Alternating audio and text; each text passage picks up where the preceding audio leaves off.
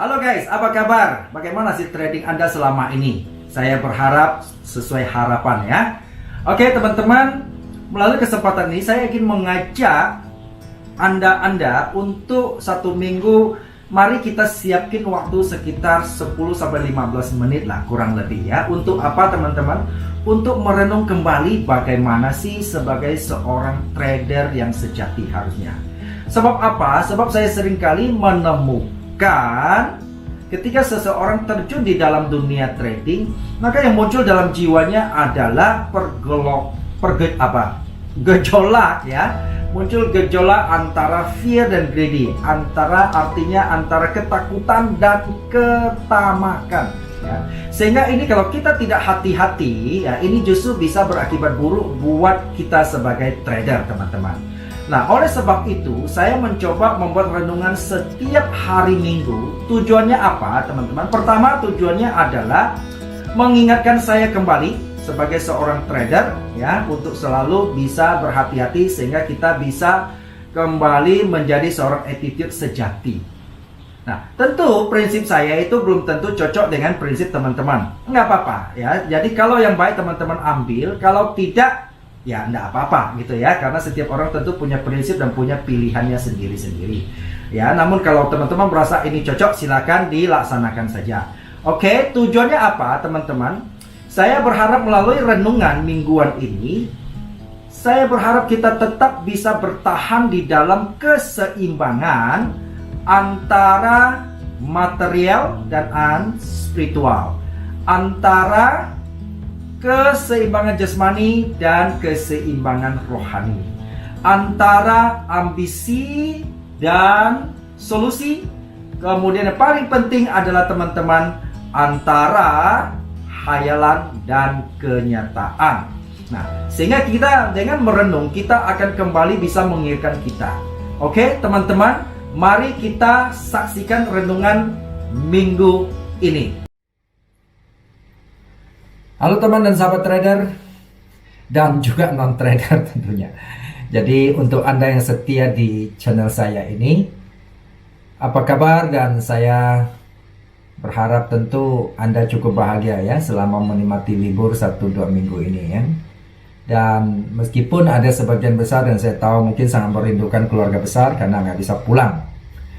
Kenapa? Karena kondisi pandemi ini yang kita tidak tahu kapan akan berakhir ya. Tentu saya pikir kita mendengar aturan, anjuran pemerintah adalah hal yang sangat baik karena demi keselamatan kita dan keluarga kita tentunya. Namun meskipun demikian, tentu kita yang tidak bisa pulang, kita juga punya keluarga di sini dan kita tentu bisa berkumpul bersama-sama. Oke ya. Dan kita mengucap syukur lah ya di dalam segala hal ya, karena hal itu saya rasa akan lebih mendatangkan kebaikan kita.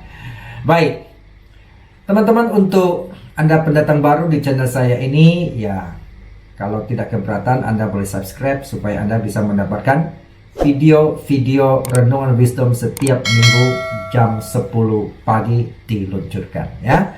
Oke ya teman-teman, nah hari ini yang perlu kita renungkan, yang perlu kita pikirkan adalah, kalau saya boleh bertanya, apa sih yang Anda rasakan dengan kehidupan manusia di sekitar kita, kehidupan manusia di dalam medsos ya, dalam berita yang kita tonton ya, dan bagaimana juga dengan kehidupan kita sendiri, itu juga penting, oke ya. Teman-teman, coba mari sebelum saya lanjutkan, mari kita saksikan video berikut ini supaya kita mengetahui apa yang terjadi. Oke, mari kita saksikan video berikut ini.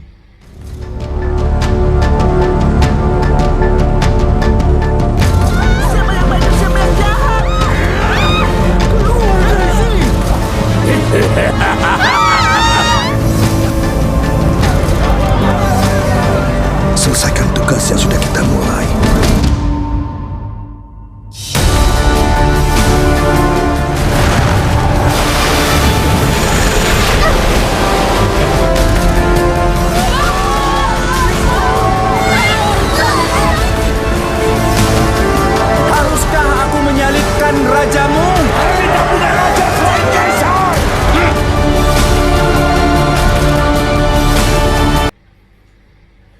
Oke, teman-teman sudah saksikan video tadi. Apa yang Anda pikirkan terhadap kelakuan kehidupan manusia-manusia dewasa ini? Jadi, teman-teman, sebelumnya saya akan membacakan sebuah surat yang sangat menarik ya. Di mana surat ini ditulis oleh seorang yang luar biasa, yaitu yang bernama Paulus. Siapakah Paulus ini? Ya. Paulus ini adalah salah satu pengikut daripada Isa Al-Masih. Dan surat ini ditujukan kepada salah satu anak bimbingannya atau anak didiknya ya, atau pembantunya, ya seorang yang masih remaja umurnya, jadi bernama Timotius. Dan mari kita baca ya, saya akan bacakan dan kita boleh simak apa sih yang dia tulis terhadap kondisi manusia katanya di zaman-zaman akhir seperti sekarang ini. Oke ya, coba ya kita lihat ya. Yang pertama, dia katakan, ketahuilah bahwa hari-hari terakhir akan datang masa yang sukar. Oke. Nah, Anda bisa merasakan ya sekarang masa-masa yang sukar atau enak gitu ya. Oke, kita tahu musibah, bencana ya, dan banyak kesulitan, krisis, multi krisis sekarang ya kita bisa rasakan. Oke. Lalu dia bilang, manusia akan mencintai dirinya sendiri dan menjadi hamba uang. Oke. Ingat loh ya, menjadi hamba uang, mencintai uang itu berbeda dengan kita tidak boleh pakai uang. Ini banyak orang salah ini ya. Dengan uang seolah anti, tapi herannya dia setengah mati mencari uang kan siang malam ya, tapi habis itu dia ngomong uang itu, nah ini bukan itu maksudnya. Uang tetap adalah sebuah fasilitas, sebuah alat, tetapi menjadi hamba, ini yang dia maksud menjadi persoalan. Jadi kita dikuasai uang itu gitu loh. Nah, apa sisi negatif kalau seseorang menjadi hamba Tuhan dikuasai? Ini dia kelanjutannya. Mereka akan membual ya, membohong gitu ya, menjadi pemfitnah. Nah, bagaimana? Apakah Anda merasakan dan apakah Anda juga menonton, melihat orang seperti ini ya? Mereka akan berontak terhadap orang tua kalau anak-anak, dan tidak tahu berterima kasih, tidak mempedulikan agama. Ini menarik. Mereka sudah nggak peduli. Kenapa? Karena menjadi hamba uang yang berarti kepentingan mereka terpenuhi, hawa nafsu mereka terpenuhi. Sudah, gitu ya. Dan kita lihat tadi video tadi ya, itu juga menggambarkan kejahatan-kejahatan manusia di akhir zaman yang sangat luar biasa. Lalu dia bilang gini, ini tidak tahu mengasihi, tidak mau berdamai, suka menjelekan orang, tidak dapat mengekang diri, garang, tidak suka yang baik.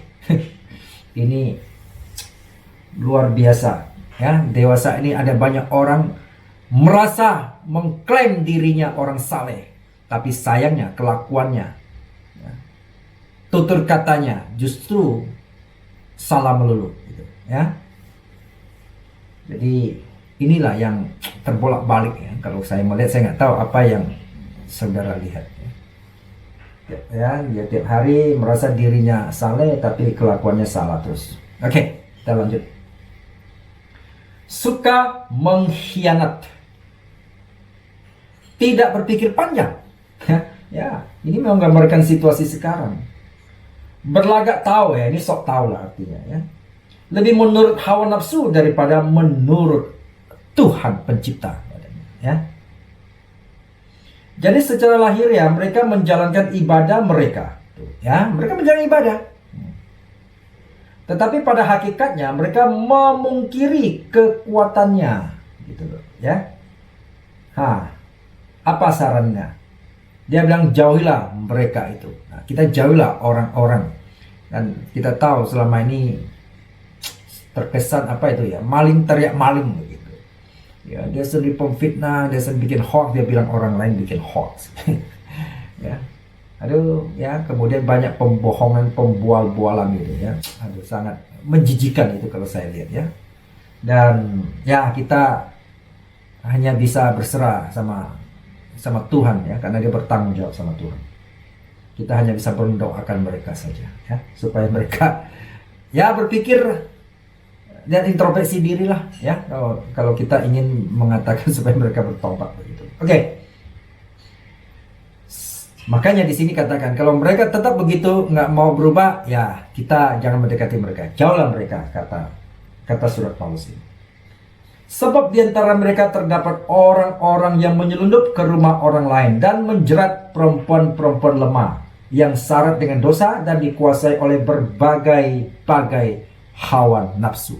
Nah, apa maksudnya? Teman-teman, kita bisa lihat saat ini ya. Apa yang terjadi? Pemerkosaan ya, kita sering lihat di mana-mana kawin cerai, kemudian yang sering kita lihat ya, tertangkap basah, perselingkuhan, ya kan? Apa itu istilahnya sekarang itu, merebut suami orang, merebut istri orang gitu ya. Itu sudah nggak heran gitu. Ya, mungkin kadang-kadang mereka tuh bangga itu ya, kelakuan-kelakuan seperti itu, ya kan? Nah, bahkan orang kawin banyak itu bangga dia merasa dirinya laku kan, mungkin ya itu ya. Nah, inilah ya yang dimaksud itu ya. Dikuasai oleh berbagai-bagai nafsu. Ya. Oke, lalu kita lihat yang walaupun selalu ingin diajar, namun tidak pernah dapat mengenal kebenaran. Ini seolah-olah sudah buta hati dan buta pikiran gitu. Mereka itu ingin diajar gitu, namun sayangnya mereka tidak dapat mengenal kebenaran. Ya, kita tidak menghakimi teman-teman. Karena hakim itulah hak Tuhan. Tetapi ini biarlah kita juga introspeksi buat diri sendiri tentunya. Oke ya, jangan sampai kita terjebak dalam situasi seperti ini. Nah, dikatakan begini, sama seperti Yanes dan Jambres yang menentang Musa, demikian juga mereka menentang kebenaran. Akal mereka bobrok dan iman mereka tidak tahan uji. Nah, ini kita terus harus mengintrospeksi diri. Bagaimana sih iman kita itu kepada Pencipta? Jangan kita berpikir bahwa kita inilah paling benar, iman kita paling benar. Namun sebenarnya kita tidak mengimanin kita kepada Pencipta, tapi kita mengimanin dengan keinginan diri sendiri. Ya, kita membuat iman untuk kepentingan diri sendiri. Selama itu menguntungkan kita, ya, kita beriman dengan hal kondisi seperti itu dan kita tidak mau melihat kebenaran yang sesungguhnya. Ini yang jadi persoalan, teman-teman. Ya. Jadi mari kita introspeksi diri. Jangan sampai kita merasa beriman, tapi nanti di hadapan Tuhan kita ditolak. Ya. Ada istilah, saya ingat itu, si Isa juga pernah berkata demikian. Tidak semua orang yang menteriak nama Tuhan, Tuhan akan diselamatkan. Nah, ini hati-hati. Yang kita merasa kita beriman ini ya, wah kita sombong. Tahu-tahu nanti di hadirat Tuhan kita ditolak oleh Dia. Ini sangat celaka. Dan di saat itu tentu tidak ada kesempatan lagi, gitu ya. Kita akan habis ya, karena kita akan mempertanggung. Jadi selama Tuhan memberi kita kesempatan untuk hidup di dalam dunia, mari kita pikirkan baik-baik bagaimana dengan iman kita, bagaimana kebenaran yang kita terima, ya kan? Kita introspeksi diri, teman-teman. Jangan selalu berpikir kita paling benar, yang orang lain itu yang tidak sesuai dengan keinginan kita, lalu mereka itu tidak benar. Siapa yang menentukan Anda benar dan siapa yang menentukan mereka salah? Tuhan, gitu ya, bukan kitanya ya. Tetapi bagian kita, tanggung jawab kita adalah bagaimana caranya kita terus mencari kebenaran Tuhan dan menerapkan dalam kehidupan. Itu yang benar gitu ya. Oke. Lalu dikatakan gini, tetapi sudah pasti mereka tidak akan lebih maju, karena seperti dalam hal Yanes dan Jambres, kebodohan mereka pun akan nyata bagi semua orang. Ya, teman-teman ingat ya, yang menilai kita bukan diri kita sendiri, tapi yang menilai kita adalah pertama adalah Tuhan. Yang kedua tentu fenomena yang kita timbulkan, kelakuan kita, manusialah yang akan menilai kita ya. Jadi tentu kalau kita gini, di sini dikatakan sangat menarik bahwa itu nyatalah bagi semua orang, kebodohan mereka itu akan muncul ya. Jadi orang lain akan melihat kita bodoh sekali gitu ya. Oke. Jadi saya berharap teman-teman renungan minggu ini adalah bisa membuat kita kembali introspeksi diri kita. Siapa diri kita? Apakah kita sudah mendapatkan kebenaran itu? Dan apakah kebenaran itu? Ya.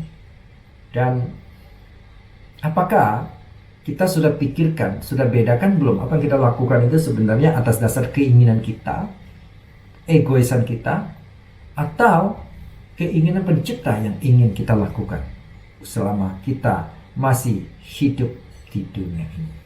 Ingat, hari esok belum tentu milik kita lagi. Oke? Salam wisdom, salam bijaksana untuk kita